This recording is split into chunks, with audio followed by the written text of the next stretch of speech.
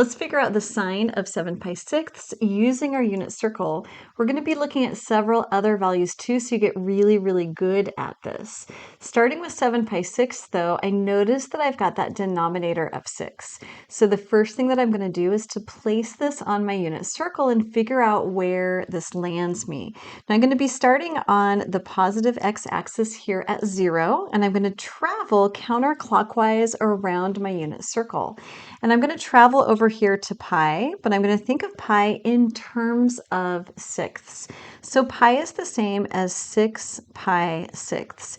Now I just need to get to 7 pi sixths. So I just need to go one more beyond this. This is my 30-degree angle. So as I travel one more beyond this, I am going to land right here. So traveling just one more gets me to 7 pi sixths. Next, I'm going to draw in the triangle that goes along with this using the x-axis always as one of my sides. This is going to be my pi sixths, pi thirds triangle, and that pi sixths is that interior angle. Let me draw it here. So that's that pi sixths interior angle. We call this our reference angle. This is what we're going to use to find our sine value. With the reference angle of pi sixths, that's the smaller angle. So if you've got the 1/2 and the radical 3/2 memorized, you know that opposite the pi sixths is going to be the smaller side. That's going to be my 1/2 value. And I know that that sine value is my y value. So the sine of 7 pi sixths is going to equal that y value of 1/2, but I've got one more thing to check, and that's to see if this guy is positive or negative. I am over here in quadrant 3, and in quadrant 3, both my x coordinates and my y coordinates are negative, so I need a negative out in front of that 1/2. Next up is 7 pi fourths. So I'm going to do exactly the same thing and get this guy on the unit circle, starting at 0 and then moving counterclockwise. Now this is in fourths, so as I'm doing my comparisons, I want to think in terms of fourths. As I travel halfway around, I land here on pi.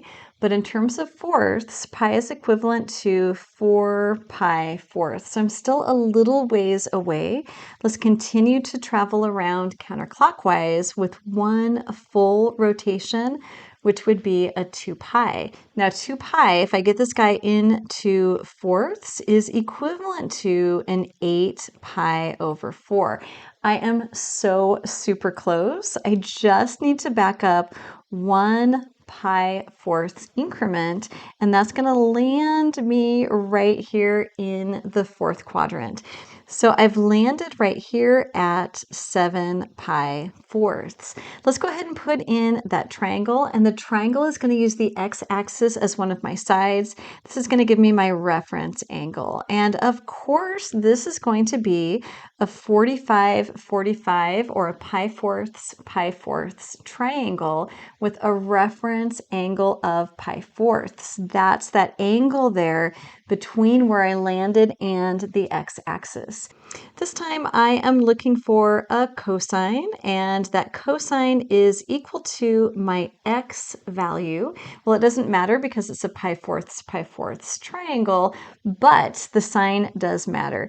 The x value is going to be, let's see, in quadrant 4, x's are positive and y's are negative. So I'm going to let that x value, that radical 2/2, stay positive, and my cosine is a radical 2/2. Next up is an 8 pi thirds. I've got that denominator of 3. So as I'm putting this one on the unit circle, I'm again thinking in terms of thirds. So I've got 0 here. That's not far enough. I'm going to travel over here to pi, which is the same as 3 pi thirds. I need to keep going. All the way around is going to be a 2 pi, but that 2 pi is equivalent to a 6 pi thirds. I'm still not quite there, but I've got just a couple of pi thirds to go. So I'm at 6 pi thirds. Then I'm going to travel up here. This is going to be 7 pi thirds, and then one more pi thirds increment lands me right here. This is going to be my 8 pi thirds. So I've got my 8 pi thirds right here. 8 pi thirds. Let's go ahead and draw in that triangle using the x-axis as one of our sides. And that reference angle right here is going to be a pi thirds reference angle. So of course it belongs to this triangle.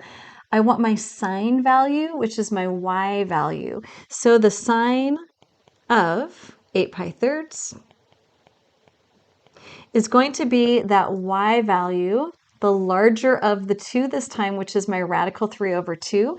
Now I am over here in quadrant 2. I've got negative x's but positive y values. So I do want a positive radical 3 over 2.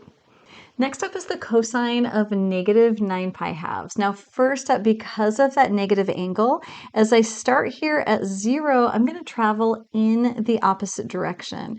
And as I travel in the opposite direction, I'm going to be looking for those halves, those pi halves increments. So traveling to get straight down there, I'm going to be at a negative pi halves.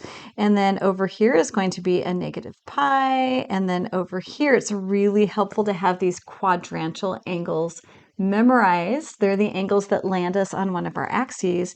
This is going to be here at negative 3 pi halves. Now continuing around, I end up at negative 2 pi. But negative 2 pi is the same as negative 4 pi halves. That's not enough. If I go all the way around again, so far I've just gone around once. If I go all the way around again, that's going to be another negative 4 pi halves.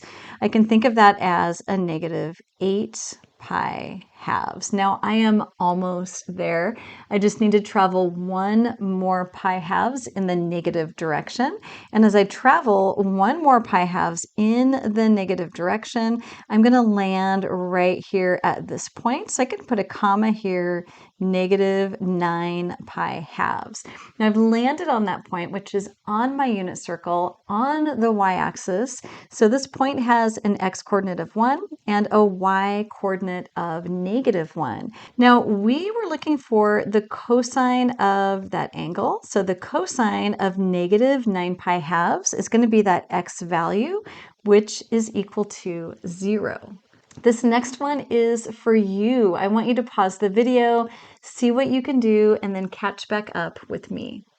Okay, here we go. So I've got 11 pi sixths. Let's figure out where this is on the unit circle first. Now this is a positive value, so I'm going to be traveling from an angle measure of 0 in the counterclockwise direction, but I'm going to be doing that thinking of sixths. So as I travel over here to pi would be 6 pi 6, so not far enough. I want to continue to travel further to 2 pi, but 2 pi in terms of sixths is going to be 12 pi sixths. That is pretty much where I want to be. I just need to back up a tiny bit. I just need to back up by pi sixths, and that's going to get us to 11 pi 6. So 11 pi 6 lives right here. Let's go ahead and draw in the triangle that goes along with this. My triangle is right here, and I've got a reference angle right here. It's going to be that tiny little reference angle, our smallest common angle of pi sixths. So thinking of that triangle with a pi sixths reference angle, I know that across from pi sixths is going to be my smaller side, which is 1/2. In this case, y's are negative, so I call that negative 1/2, which means that the other side is my longer side, or a radical 3 over 2. I am over here in quadrant 4, so I can leave that as a positive value. So the cosine of 11 pi sixths is equal to positive radical 3 over 2. You're doing great. Watch this one next.